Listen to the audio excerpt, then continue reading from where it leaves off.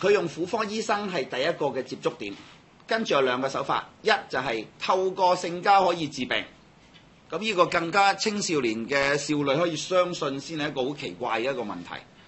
OK， 第二個咧就係當佢嘅假面孔揭穿之後，佢就會恐嚇，而呢個所以我先話拜 flat 嗰個啦，即係拜一個威嚇，促使他人進行性行為，就係話如果你唔同我性交，我會將你嘅裸照散發出去。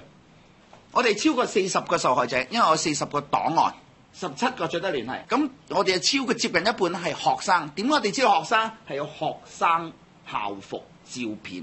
咁呢個對嗰個小朋友嚟講，對個學生嚟講，好大嘅 trauma，一個創傷嚟嘅。佢係信任一個人，以為佢係一個婦科醫生，將自己校服以至佢身體嘅裸照 send 出去。咁呢個係我哋最關注嘅地方。咁4個人啦。